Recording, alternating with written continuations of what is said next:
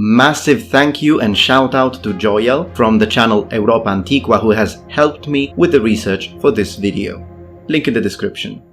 How common were black Africans in the ancient Roman world? Were there black legionaries, and could black people receive citizenship? And how were they viewed by the general Greek and Roman public? Was there any sort of racism? Or is racism and the fixation on skin, hair and eye color diversity a construct of the modern era?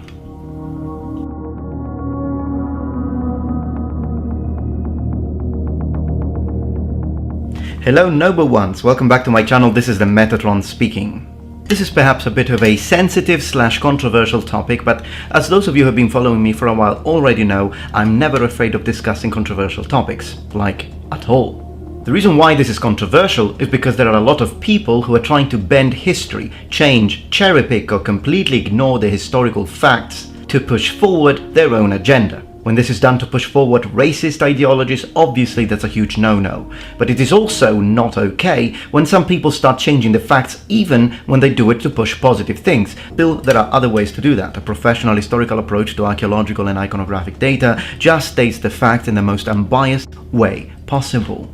Facts are not facts only if they align with someone's political ideology. With that out of the way, let's see the actual evidence. Was there a strong presence of individuals with black phenotypicality in the Roman and Greek world? How multicultural and multi-ethnic was the ancient world? Well, to address this, we'll analyze the Roman world and surrounding areas within the full spectrum of time, from the Bronze Age to the Iron Age all the way up to the times of the Empire. Let's start by saying that the Mediterranean Sea, the Mediterranean basin, seen as a shield barrier, was and is a medieval European perception in relation to the idea of having to defend Europe from Islamic invasions. This isn't absolute. There are exceptions to this, such as Charlemagne and Harun al-Rashid, the Caliph of Baghdad, who had a great diplomatic relationship, but in general, after the Carolingian age and in the late Middle Ages, we have this contraposition of Christianity on one side and Islam on the other, with the Mediterranean being the line of division, so to speak. In the classical period instead, the Mediterranean is seen as an unifying sea, used and exploited by Greeks and Phoenicians, just to mention a few, to colonize, but also to trade. The Mediterranean Sea is a connection to Africa, not a barrier. Now, because of this, the Cretan world had a documented presence of black people, which we find in the Minoic civilization, and the same can be said also about the Mycenaean world of mainland Greece.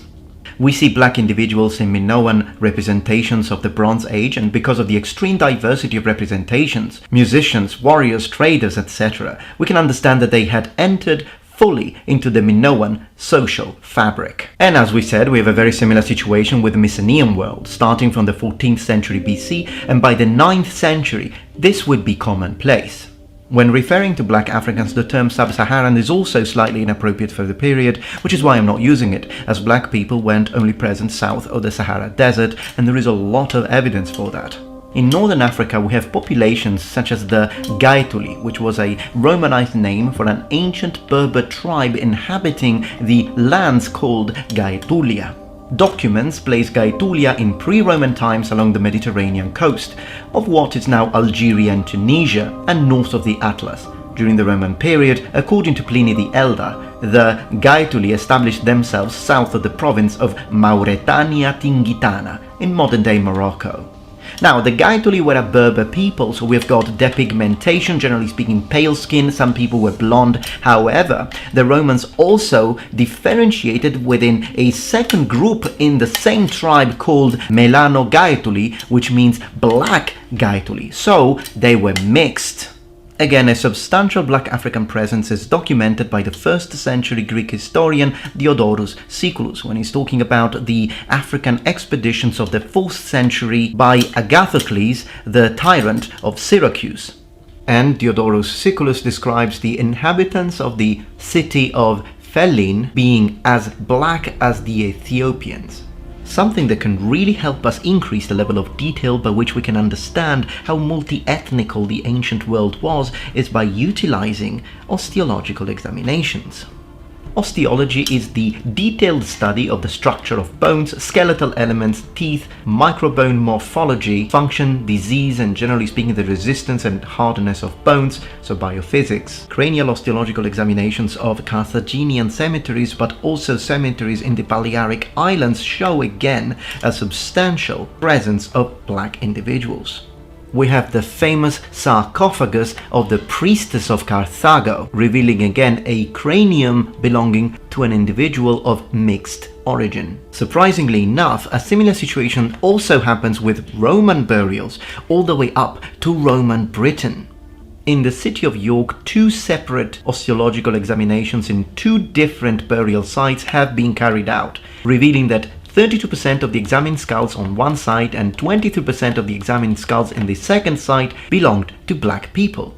Very important to note is also the fact that Rome will extend its control over the Numidian and Punic world, and by the end of the 1st century BC, the first emperor, Gaius Julius Caesar Octavianus Augustus, will conquer Egypt. Egypt becoming a province of the Roman Empire has a big impact into the multi-ethnic reality of the empire itself. Egypt was an extremely multi-ethnical reality. It was very varied, so when it became a province of the Roman Empire, it also increased multi-ethnicity within Rome. Ptolemaic Egypt was run by a Macedonian aristocracy, and landowners would have been Macedonians, Greek, Thracians, Galatians, but the people. You didn't only have Egyptians, but you also had a lot of Nubians, not to mention the dynasty of the Black Pharaohs between the 8th and the 7th century BC, which must be kept in mind. There is a similar situation when talking about the Berber population called Mauri by the Romans, who were the inhabitants of the area called Mauretania. Polybius tells us that they would often mix with populations from other parts of Africa, such as Niger, whom we know were black. All in all, after defeating Carthage and occupying North Africa and effectively establishing the so-called Africa Proconsularis, Rome became multi-ethnical, since this area, as we have seen, was very diverse and had been since the very first stages of the Iron Age. Now, when talking about the ancient Greek perspective, there is an extremely interesting story that comes from the work of Lucian of Samosata, Hermotippus. We are going to read from verse 31. Suppose, Licinius, that an Ethiopian who had never been abroad in his life, nor seen other men like us, were to state categorically in an Ethiopian assembly that there did not exist on earth any white or blonde men, nothing but blacks. Would his statement be accepted, or would some Ethiopian elder remark, "How do you know, my confident friend?" Now, the perspective given through this story is very poignant because it tells us that the Greeks divided humans into 3 different categories. Now, what these categories were, the ones that I've just translated as whites, blacks, and blondes, is sort of part of a debate. So let me justify them. The 3 terms that we are translating to identify 3 different phenotypes are xanthos. This one can be translated as whites, and from the perspective of the ancient Greeks, that would mean the Greeks. Melas. This can be translated as blacks, and from the perspective of the ancient Greeks, it would mean Ethiopians. Then there is the word leufkos. The translation of this one is rather complicated, but before I do that, I'd like to underline that I'm specifically using ancient Greek pronunciation, specifically the Lucian pronunciation, and if you want to know more about that, I will leave a link to a video created by my friend Luke, and if you haven't subscribed to both Scorpio Martianus channel and Polymathy, you totally should. This is just to underline for those of you who are Greeks and are watching this, I am not using modern Greek pronunciation, which is why you might find a difference, and if you want to know more, link in the description. So the term leufkos is translated sometimes as yellow. So it could mean the whites, the black, and the yellows. And some people have translated this, in my opinion, incorrectly to mean Asian people. Now, there are 2 reasons why I don't agree with that translation. Reason number 1, it's really a recent thing that people started using the term yellow, which is obviously not a good term and shouldn't be used, to mean people of Asia. If we read the travels by Marco Polo, he calls the Chinese white, and we know that all the way up to the 18th century, so 1700s, Catholic missionaries were calling people in Japan white. So nobody in the medieval period and nobody in the classical period ever called people from Asia yellow. This is based on the anthropological studies of Blumenbach of the 1800s, so it's a very, very modern concept. You can't attach that concept to the ancient Greek people. Secondly, we do know that xanthos is coherently and cohesively used to describe the color of the hair, so again, blonde hair of Achilles. It's used for Menelaus, it's used for Helen of Troy, and also for Aphrodite. Not to mention that a great translator such as Thompson's actually uses it and translated it as blondes. So what do they mean by blondes? In my opinion, with the word blondes in this case, they mean the Nordic type, Northern European type, whether it be Germanic, that kind of complexion. Now, this is very interesting because it would mean that they wouldn't consider the Nordic type, so blonde people, white, just as much as they wouldn't consider black Ethiopians white. Very interesting. Now, we don't have any historical mention of a legionary being black. Now, please keep in mind that when we talk about legionaries, in the majority of cases, we are talking about citizen. Now, there is the very occasional exception to that rule, such as the fully non-citizen, so we should say barbarian legion that Julius Caesar himself raised in Gallia, but that is an extremely rare situation. In 99.9% of cases, if you were a legionary, you had to be a citizen. We do, however, have mentions and multiple mentions of auxiliary soldiers being black, and that's interesting because just as a matter of deductive logic, we can then assume that some people did become citizen while being black, and that is because when you would finish your service as a member of an auxiliary troop, if you did everything properly, you would receive the so-called onesta missio, which means that you would be relieved of your military service and you would receive citizenship. So because of the fact that we know that there were black auxiliary soldiers, it also means that some of these black auxiliary soldiers became citizens, which means that their children would be citizens of Rome. This, however, shouldn't be seen as a typical situation. For example, the famous cartoon made by the BBC that I have already addressed on a separate video that you will find a link in the description below, they show us a mixed family where the officer is a black man who is married to a white woman, and therefore you've got a mixed family. That is plausible historically, but it wouldn't have been the norm. It would have been a very special occasion. In fact, the only case of a documented situation that is the closest to a mixed family is the adoptive son of Herod the Great, whom was from Ethiopia and was black, and the man loved him so much that he actually had a full marble statue made for him. So does that mean that the Romans weren't racists? No.